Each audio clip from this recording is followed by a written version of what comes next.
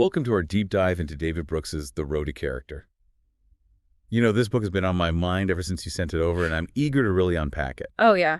It's all about those resume virtues versus eulogy virtues, what we achieve outwardly versus the kind of person we are at our core. Yeah. Especially for someone like you who's already thinking deeply about these ideas, like Brooks's insights will really resonate. Yeah, it's fascinating how Brooks uses this contrast between two Adams within us to make his point. Okay. Adam, I focused on external achievements, the kind of stuff we put on our resumes, and Adam the second, who embodies the deeper qualities that shape a life, the things people might say at our eulogy. Mm-hmm. And it really makes you wonder, in a culture that's so obsessed with success, are we neglecting that inner landscape? Absolutely. And to illustrate this shift, Brooks starts by taking us back to a 1945 radio broadcast celebrating VJ Day. Okay. Can you imagine Bing Crosby, a huge star at the time, Wow. opening the show with, I guess all anybody can do is thank God it's over? That humility, that quiet gratitude after such a monumental event, it feels almost jarring compared to our modern sensibility. It's such a stark contrast, isn't it? And it's not just Crosby. Right. You have Risey Stevens singing Ave Maria with such reverence and solemnity. Yeah. Compare that to a commencement speech today where it's all about follow your passion and you're amazing. Right. Brooks argues that this shift towards self-esteem and individual achievement has come at a cost, maybe even a loss of something essential. I see what you mean. It's like we're so busy celebrating ourselves that we forget to look outward to connect with something bigger than ourselves. Right. And that's where Brooks brings in this idea of being summoned to a purpose. Right. Using Viktor Frankl's experience is a powerful example. Mm-hmm. This is where things get really thought-provoking. Mm-hmm. Here's a man who endured the horrors of Nazi concentration camps. Right. And yet, even in that unimaginable suffering, he finds meaning. Yeah. Not through some self-discovery retreat, but by responding to the needs of his context. Mm-hmm. Frankl's concept of finding meaning, not by asking, what do I want out of life, but rather, what does this situation, this environment need in order to be made whole, is incredibly powerful. Wow. It flips the script entirely. Instead of the follow your bliss mantra we hear so often, it's about recognizing that our talents and circumstances, even the difficult ones, might be a kind of summoning to a meaningful purpose. Really challenges you to see your own life differently, doesn't it? Yeah. And speaking of lives that exemplify characters, Brooks introduces us to Frances Perkins, a truly remarkable figure, especially for her time. Yeah. Her journey is a testament to how character can be forged through both personal struggles and a commitment to something larger than oneself. Perkins' upbringing in that strict New England Yankee culture instilled in her this deep sense of self-reliance and a need to confront her weaknesses head-on. Yeah. Brooks shares this anecdote about Perkins being told as a child that she was perfectly incapable of carrying on a conversation, which honestly sounds brutal. Oh, wow. But instead of letting it crush her, she used it as motivation to develop her intellect. That resilience, that ability to turn a perceived weakness into a strength, speaks volumes about her character. It's like she embraced those challenges as opportunities for growth, which is something I think we can all learn from. Yeah. And it's not just this one instance. Her entire life is marked by these quiet acts of courage and determination, from exposing bogus employment agencies to lobbying against child labor. Mm-hmm.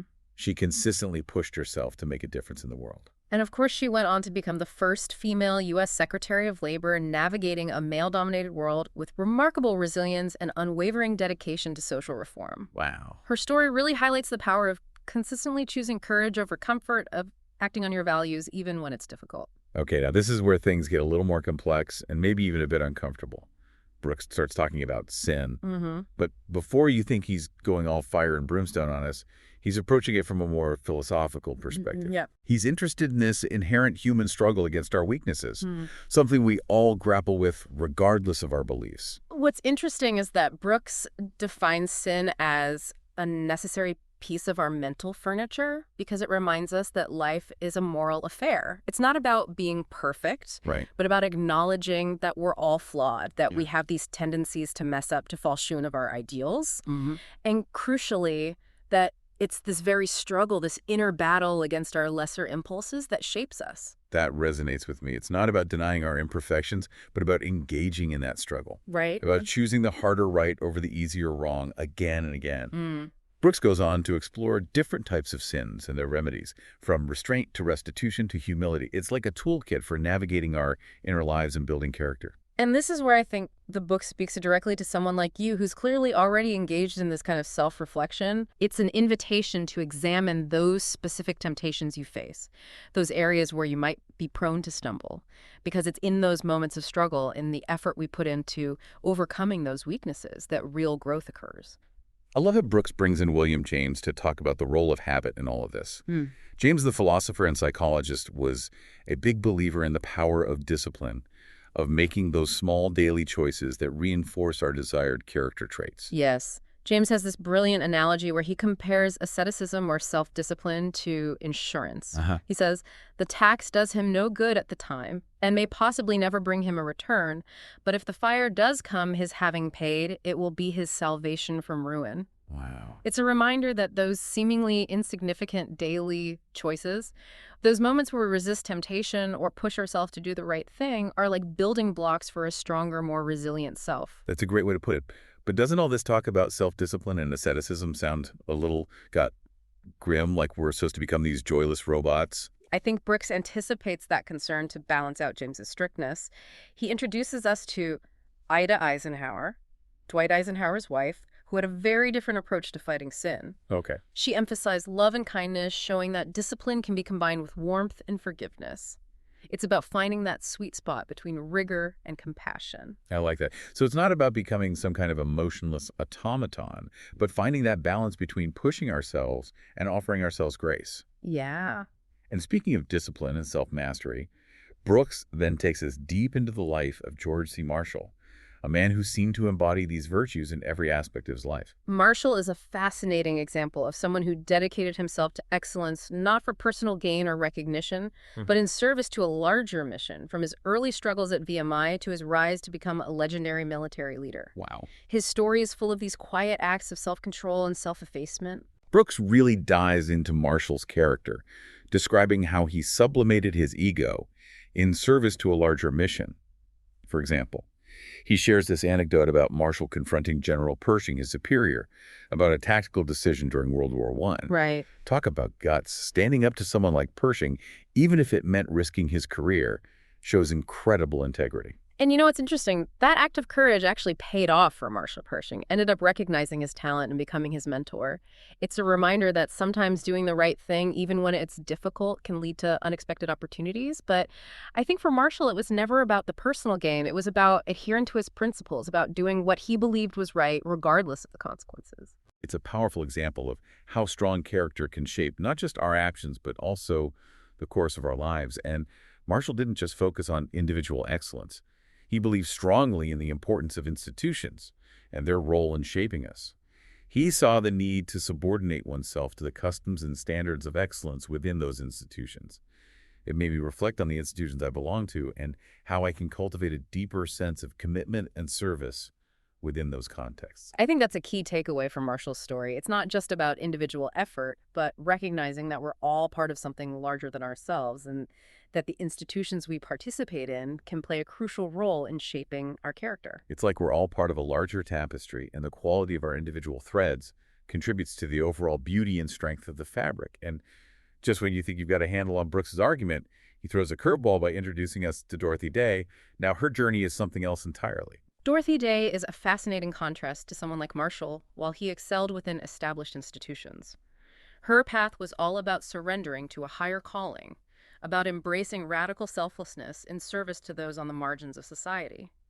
Her life was a testament to the transformative power of compassion and a deep commitment to social justice. Brooks doesn't shy away from the complexities of her story either. He talks about her early bohemian life, her struggles with romantic longing, and her search for fulfillment. It's a reminder that the road to character isn't always linear. It's often messy and full of detours. But what's remarkable about Day is that she ultimately found her purpose not through intellectual pursuits or worldly success, but through her connection to the poor and marginalized. It was through experience, not doctrine, that she found her way to a life of radical service. Her quote, "We cannot love God unless we love each other, and to love we must know each other," is so simple yet profound. It challenges us to move beyond abstract ideas of love and really engage with the humanity of those around us. It's a call to action, isn't it? To move beyond our comfort zones and build bridges of understanding and compassion. It's about recognizing that our lives are interconnected and that our individual choices have ripple effects on the lives of others. And her story isn't all sunshine and roses either. Brooks doesn't shy away from the challenges she faced, the sacrifices she made, and even the conflicts within her own movement. It's a reminder that the path to a life of meaning and purpose isn't always easy. There will be struggles, setbacks, and moments of doubt along the way. Day's life is a powerful testament to the idea that true fulfillment often comes from surrendering to something larger than ourselves. And speaking of love and its ability to transform us, Brooks then dives into the life of George Eliot, the pen name of Mary Ann Evans, and her unconventional relationship with George Lewis. Eliot and Lewis's story is a fascinating exploration of how love can both humble and elevate us despite societal disapproval. Their love for each other deepened and ennobled both of their lives. They demonstrate that choosing to love bravely, even when it means defying convention, can lead to profound personal growth. Brooks highlights how their love was marked by mutual respect and unwavering support. Lewis, in particular, was incredibly devoted to Eliot's writing career, putting her needs and aspirations above his own. It's a beautiful example of how love can inspire acts of service and selflessness. It's about seeing the inherent value and potential in another person and dedicating yourself to nurturing their growth and flourishing. Their story challenges us to think about the role of love in our own journeys of character development. It's a reminder that love isn't just about fleeting emotions, but about making a conscious choice to prioritize the well-being of another person, even when it means putting our own needs aside. And that kind of love can have a transformative effect not just on the individuals involved, but on the world around them. Think about the impact Eliot's writing had on society challenging norms and expanding our understanding of human nature. And that impact wouldn't have been possible without Lewis's unwavering support and belief in her talent. It's a powerful reminder that our personal lives and our work in the world are deeply intertwined, and that the quality of our relationships can have a profound impact on our ability to make a meaningful contribution. Okay. But all these inspiring individual stories aside, what about the larger forces at play in society? How do we cultivate character in a world that often seems to reward very different values? Brooks addresses that too, right? Absolutely. That's where Brooks brings in his critique of the modern meritocracy and how our relentless focus on external achievement, on building that perfect resume, can actually hinder the development of inner character. He's got a point there. It's like we've become so obsessed with climbing the ladder of success that we forget to ask ourselves what kind of people we're becoming in the process. Brooks observes that we've created a culture that celebrates the big me at the expense of the little me, that quiet center of character and conscience. And he doesn't just make this claim anecdotally. He backs it up with research pointing to the rise of self-esteem culture and the decline of moral language. He cites studies showing that young people today struggle to articulate moral dilemmas, perhaps because we've lost the vocabulary to even talk about these things. That's a sobering thought. It's like we're so focused on winning the game that we've forgotten what the game is even about. Brooks suggests that this shift in our cultural values has led to a kind of moral inarticulateness and inability to grapple with the ethical dimensions of our lives. He uses this fascinating example of Google's Engram Viewer, a tool that tracks the frequency of words in printed books over time. He shows how individualistic words and phrases have become more common, while words related to community and virtue have declined in usage. It's like our language itself is reflecting this shift away from a focus on inner character. It's as if we're losing the very words we need to articulate moral dilemmas and talk about character development. And without that language, without that framework for understanding these concepts, how can we possibly hope to cultivate them? Exactly. Brooks argues that this moral inarticulateness has real consequences, leading to a kind of ethical drift where we become less able to discern right from wrong and less willing to hold ourselves and others accountable for our actions. So what do we do? How do we navigate this complex landscape and cultivate character in a world that often seems to celebrate very different values? That's what I'm hoping we can unpack in the rest of our deep dive into Brooks's work. Let's explore that further. Brooks offers some compelling insights and practical guidance, drawing on the lives of the individuals we've discussed and his own observations about the challenges and opportunities we face in the 21st century. You know, it's interesting to consider Brooks's critique of the meritocracy in light of the people he profiles in the book. Yeah. These were individuals who achieved great things, but they never lost sight of those deeper virtues. It wasn't about the accolades or the recognition for them. Right. It was about striving for excellence in service to something larger than themselves. That's a really good point. It's like They understood that true success isn't just about climbing the ladder, but about the kind of person you become along the way. So how do we reconcile those two things? How do we strive for excellence in a way that also cultivates character? Well, Brooks doesn't suggest we abandon ambition or reject the pursuit of excellence. He's not advocating for some kind of retreat from the world. Right. What he's calling for is a more balanced approach, one that recognizes that our outer achievement should be aligned with our inner value. It's about making sure that our resumes and our eulogies are telling the same story, so to speak. Yep. But how do we actually do that? How do we cultivate those inner virtues in a world that often seems to reward very different qualities? Brooks offers some practical guidance, and one of the most important insights is this idea that the struggle against our own weaknesses is essential for growth. Okay. It's not about achieving some kind of moral perfection, but about engaging in that inner battle, about recognizing our flaws and working to overcome them. It's about those moments when we choose the harder right over the easier wrong, even when no one is watching.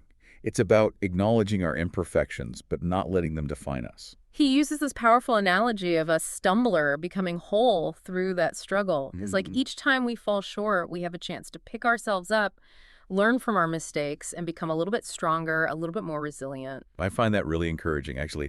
It's a much more realistic and hopeful view of human nature than this idea that we have to somehow willpower our way to perfection. Exactly. And Brooks emphasizes that this is an ongoing process, a lifelong journey.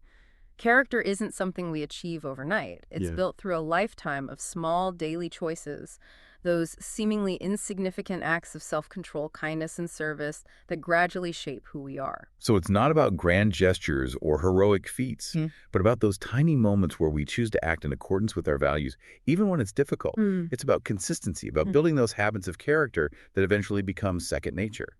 He also reminds us that we don't have to do this alone. He talks about the importance of community and how our relationships with others can support us in this struggle. That makes sense. It's like having a team of people in your corner, cheering you on, offering guidance and encouragement, and helping you back up when you stumble. Exactly. We can lean on each other for support, for accountability, and for forgiveness when we fall short.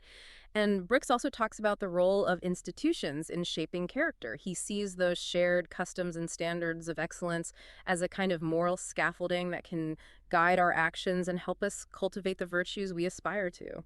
I'm thinking about the institutions I'm part of my family, my work, the organizations I volunteer with.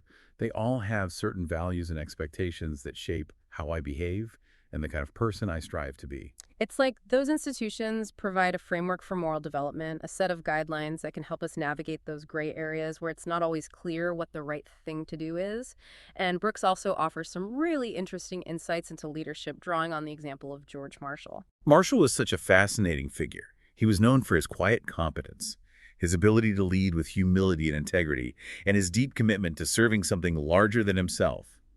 What lessons does Brooks draw from his life? Well, Brooks argues that the best leaders are those who recognize their own limitations and who lead along the grain of human nature rather than trying to impose some idealistic vision that doesn't account for the complexities of the real world. He uses the term trimmer to describe this kind of leader, which initially sounds a bit negative, but as Brooks explains it, it's about being able to adapt to changing circumstances, to find a balance between competing values, and to make decisions that are practical and effective, even if they're not always ideologically pure. It's not about being wishy-washy or compromising your principles, but about being pragmatic and understanding that real-world leadership often requires making tough choices that involve trade-offs and compromises. So it's about being both principled and adaptable, about having a strong moral compass, but also being willing to adjust your approach based on the situation at hand. That makes a lot of sense.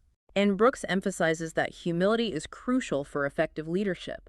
The best leaders are those who are willing to listen to others, to acknowledge their own mistakes, and to put the needs of the group above their own egos. It's a refreshing perspective in a world that often celebrates charisma and outsized personalities.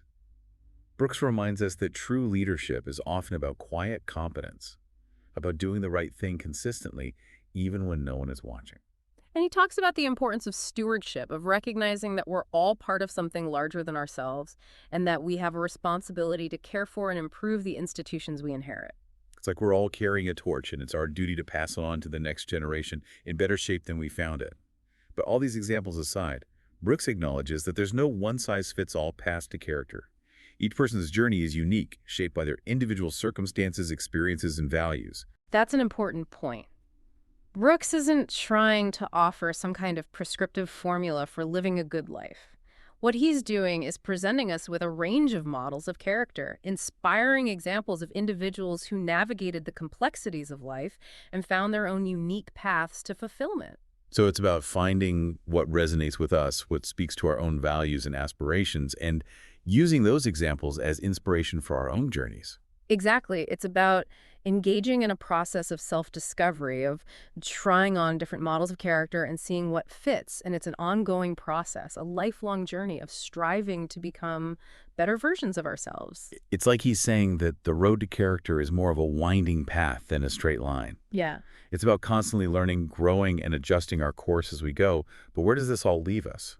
What are we supposed to do with all these insights? Brooks doesn't just leave us with a bunch of inspiring stories and abstract concepts, does he? He doesn't. He actually offers some very concrete advice, and it starts with becoming more aware of the moral dimensions of our everyday choices. It's about recognizing that even those seemingly insignificant decisions we make throughout the day have ethical implications, and that those choices over time shape our character. So it's about paying attention to those little moments where we have to make a choice between taking the easy way out or doing the right thing, even when it's inconvenient or uncomfortable.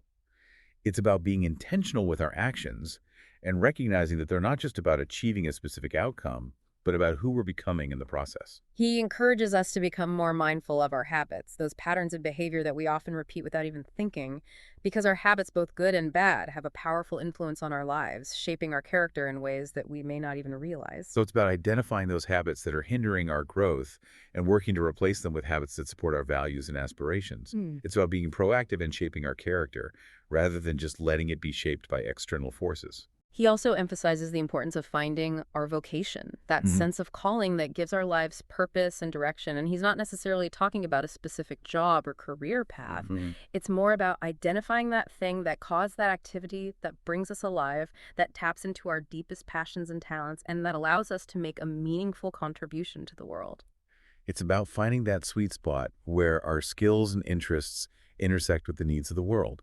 And it's about recognizing that our vocation might evolve over time, that it's not necessarily a fixed destination, but an ongoing journey of exploration and discovery. And Brooks makes this really important point that happiness isn't the ultimate goal. It's a byproduct of living a life of character, of pursuing something larger than ourselves and contributing to the well-being of others. It's about finding meaning and purpose outside of ourselves. And that in turn leads to a deep and lasting sense of fulfillment. It's about recognizing that true happiness isn't something we chase, but something we cultivate through a life of meaning and purpose. But let's be honest, cultivating character sounds like a lot of hard work. It's not always easy to choose the harder right over the easier wrong, to resist temptation, to put the needs of others before our own. So what's the payoff? Why should we even bother? Brooks addresses that right. He does, and he argues that the rewards, while often subtle and long in coming, are ultimately the most valuable we can attain. It's about experiencing the deep satisfaction that comes from knowing you've lived in alignment with your values, that you've made a positive difference in the world, and that you've cultivated those qualities of heart and mind that make you a truly good human being. It's about feeling good about who you are, not in a superficial or egotistical way, but in a way that comes from knowing you've lived a life of integrity and purpose. It's about feeling a sense of peace and contentment that comes from knowing you've done your best to make the world a little bit better than you found it. It sounds like Brooks is saying that a life of character isn't about self-denial or deprivation, but about finding a path to deeper, more lasting fulfillment. It's about aligning our actions with our values, even if it means choosing the less glamorous or immediately gratifying option. Exactly. It's about recognizing that true happiness isn't something we chase, but something that flows naturally from a life lived with integrity and purpose. And Brooks argues that this pursuit of character is especially important in a world that often pulls us in the opposite direction, bombarding us with messages that emphasize external success, material wealth, and instant gratification. It's like we're constantly surrounded by these voices telling us that we need to be bigger, better, faster, richer. It's easy to get swept up in that and lose sight of those deeper values. Brooks isn't naive about the challenges we face. He sees the forces at play in our culture that make it difficult to cultivate character, but he also sees signs of hope. He points to individuals and communities who are actively pushing back against those trends, who are choosing to prioritize those less glamorous but ultimately more fulfilling qualities that make us truly human. It's inspiring to think that even in a world that often seems so focused on the superficial range, there are people out there who are quietly living lives of character, setting an example for others to follow. So where do we start? How do we begin to cultivate these virtues in our own lives, especially in a world that often seems to reward very different values? Well, Brooks suggests we start by becoming more mindful of the models of character we're exposed to both in our personal lives and in the wider culture. Are we surrounding ourselves with people who embody the values we aspire to?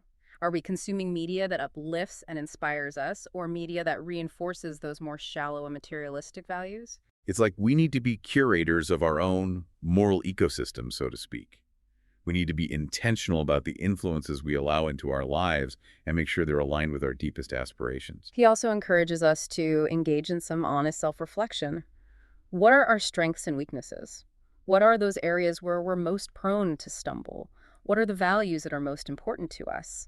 It's only by understanding ourselves that we can begin to make those small incremental changes that lead to lasting transformation. It's about taking that honest look in the mirror, not to beat ourselves up, but to gain a clearer understanding of who we are and what we need to work on. And remember, Brooks reminds us that this is a journey, not a destination. There will be setbacks, failures, and moments of doubt along the way, but it's precisely through those challenges that we develop resilience, learn from our mistakes, and ultimately grow into more mature and virtuous human beings. It's about embracing the process, knowing that we won't get it right all the time, but that every stumble is an opportunity to learn and grow. He also emphasizes the importance of finding support along the way. We don't have to do this alone. Seek out mentors, build strong relationships with people who share your values, and find communities that can offer guidance, encouragement, and accountability. It's about recognizing that we're all interconnected, Yeah. that we need each other to navigate the complexities of life and to become the best versions of ourselves. And while Brooks acknowledges the role of faith in shaping character for many people, he also recognizes that not everyone finds meaning in traditional religion. He encourages us to explore a wide range of sources of inspiration, from philosophy and literature to the lives of secular humanitarians who embody those virtues he champions. It's about finding what resonates with us, what speaks to our hearts and minds, and using that as fuel for our own journeys of character development. So as we wrap up our deep dive into the road to character, I'm left with this feeling of hope and possibility. It's clear that Brooks sees the challenges we face in cultivating character in today's world. But he also offers a powerful reminder that we're not powerless. We have a choice we can choose to align our lives with those deeper values, to become the kind of people we admire, and to make a positive difference in the world. Exactly. And while the road to character may be challenging, Brooks reminds us that it's ultimately the most rewarding path we can take. It's a path that leads not just to personal fulfillment, but to a richer, more meaningful, and more compassionate world for all of us.